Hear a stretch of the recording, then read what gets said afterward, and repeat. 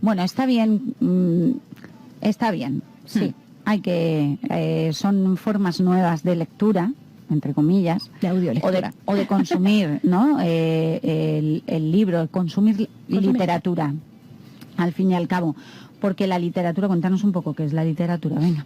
Pues la literatura, como te decía antes, es de las bellas artes que se denominan aquella que utiliza el lenguaje como su medio de expresión. Entonces, originariamente, literatura purista, literatura respetable, se consideraba la poesía. De hecho, hasta mediados del siglo XX, la novela era literatura de segunda.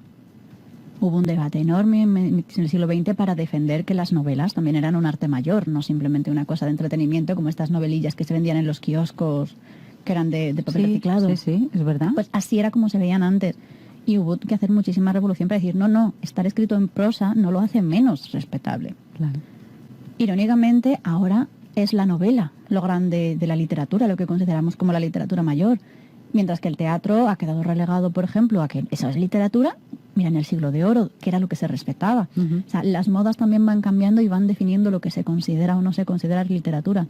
Pero ahora yo te abro otro debate. Venga, a ver. Teniendo en cuenta lo que hemos hablado hasta ahora, vale. ¿Tú considerarías que, por ejemplo, el cine y la televisión, los videojuegos o los cómics son literatura?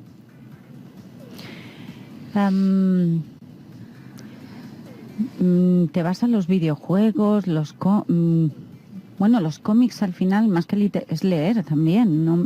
Bien, pero me estás metiendo en el mundillo de los videojuegos y todo esto. El cine y la televisión, el cine en muchas ocasiones sí, porque la mayoría de películas de cine están basadas en libros, la mayoría, o son historias escritas, o yo creo que sí, pero no todo, o no me vale, ¿tiene que ser todo o nada? No. Vale. La idea es un debate que puedas desarrollar, no es sí o no. Vale. Justifica su respuesta. Vale. ¿Qué videojuegos? ¿Tú videojuegos ves algo de literatura en los videojuegos? Vale. No hay nadie más perdida que yo en el mundo de los videojuegos, pero yo entiendo, el videojuego se crean historias, pero son juegos. Assassin's Creed no lo veo yo como literatura, pero bueno. A ver, mi opinión, porque lo mismo en literatura no hay nada escrito en piedra. Bueno, literalmente sí hay cosas escritas en piedra, pero tú me has entendido. Sí. Todo depende. Pues igual que hay libros de una gran calidad literaria y hay libros que son mero entretenimiento facilillo, no resto la calidad, cada uno tiene su objetivo. O sea, uno es el entretenimiento y el otro pues a lo mejor es otro objetivo. Pues en las series, en los videojuegos pasa lo mismo. Pues a lo mejor un FIFA pues no tiene una gran base literaria, pero sí que hay juegos que tienen un guionista detrás que ha trabajado en construir una historia, que ha trabajado en construir un mundo. Entonces, yo no considero que los videojuegos sean literatura, pero sí que en algunos videojuegos la literatura es una parte importante del videojuego. Lo mismo en las series, en las películas. Hay películas facilonas y hay películas que se convierten en clásicos, porque realmente el trabajo del guionista ha tenido un buen trasfondo literario, ha sabido remover, que en el fondo es lo que hace la literatura. Sí, está contando una historia en ese guión, o sea, hay que escribirlo, el guión, y al final, bueno, pues sí, puede ser un libro. Claro. Es el teatro del siglo XXI. Sí, es verdad.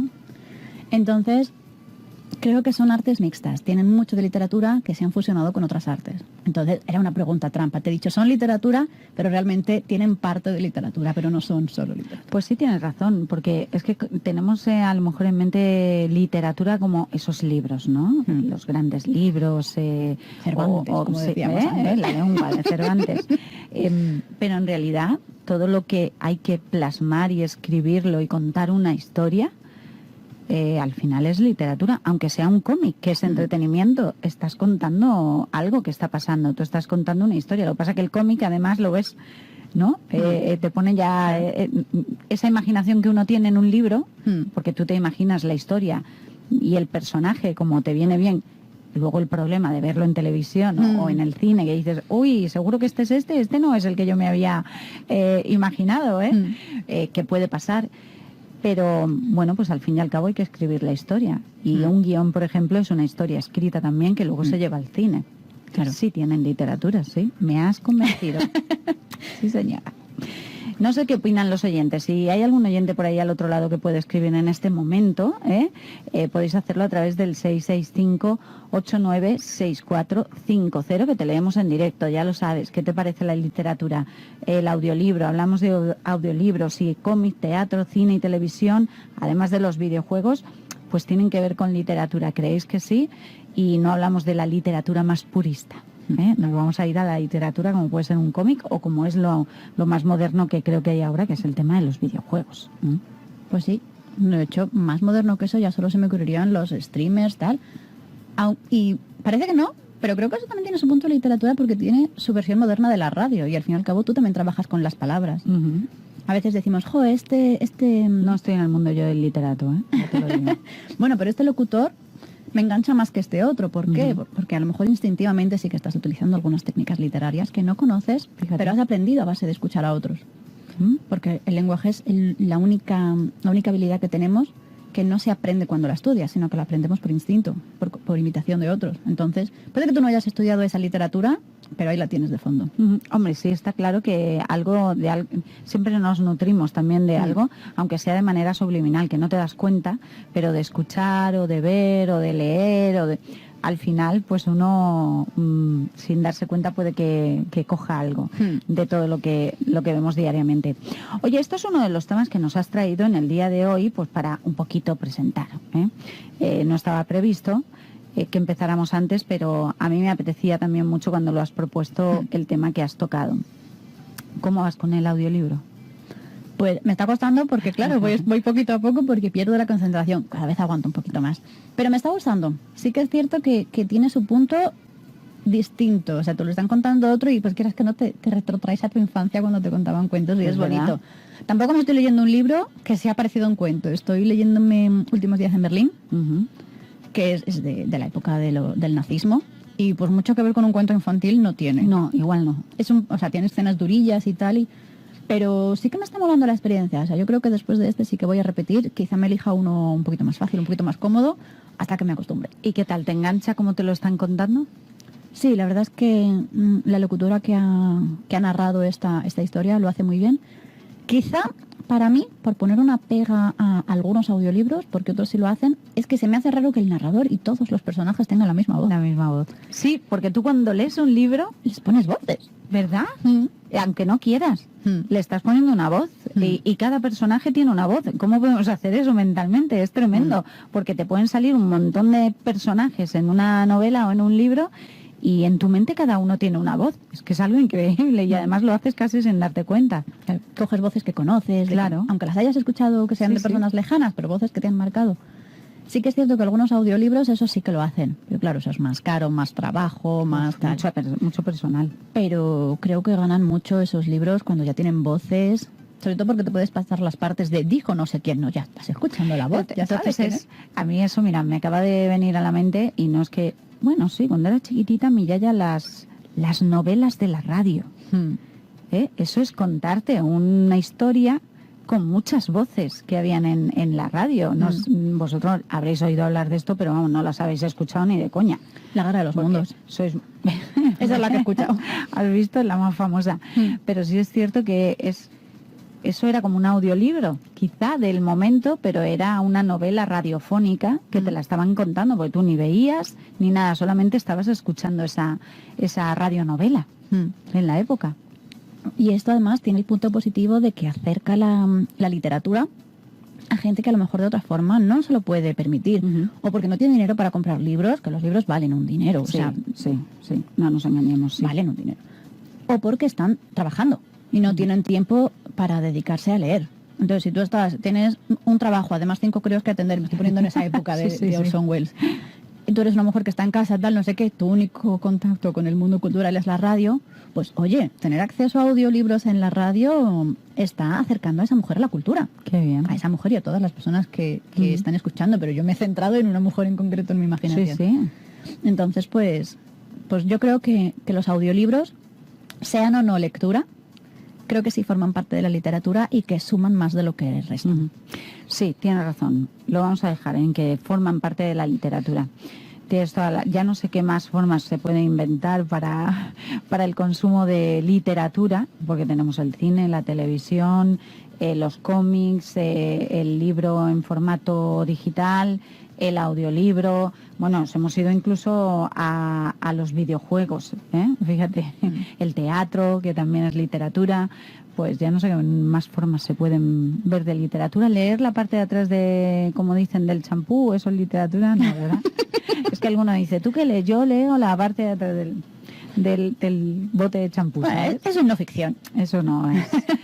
Bueno, Marta, así hemos empezado este espacio, que no tiene así todavía un nombre definido, no lo sé, pero que va a girar en torno a la literatura, eso lo tenemos claro. Sí, eso sí. Y hay muchas cosas de las que podemos hablar del mundo literario, porque ya has visto que es más amplio de lo que podría parecer. Y a mí me está sorprendiendo, porque también me apetece mucho, porque voy a aprender un montón. Y yo, es lo bueno de los debates. O sea, tú me convences un poquito, yo te convenzo un poquito, y al final pues vemos distintos puntos de vista, que es lo interesante. Eso es verdad, el problema va a ser cuando estemos de acuerdo.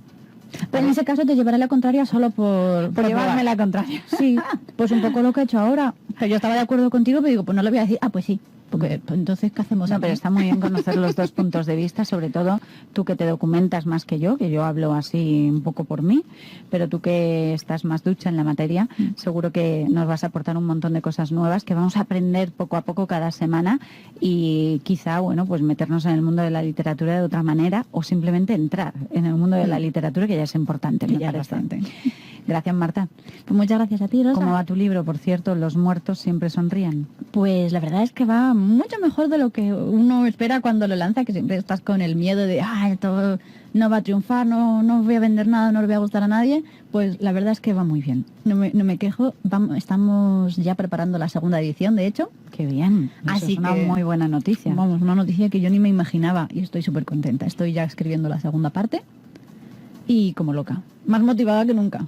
Pues nada, ya sabéis, los muertos siempre sonríen. Ella dice, no voy a promocionar mi libro. Como no lo promociono yo, por el amor de Dios. Que si queréis haceros con él, pues lo tenéis a la venta en distintas librerías, también de aquí de la ciudad, y si no, creo que está en Amazon. Está en Amazon, Casa del Libro, y si no, en la propia web de la editorial Maluma. Vale, genial. Amazon igual no me manda ningún regalo, pero yo soy de las que prefiero ir a la librería y hacer gasto en las librerías de mi ciudad.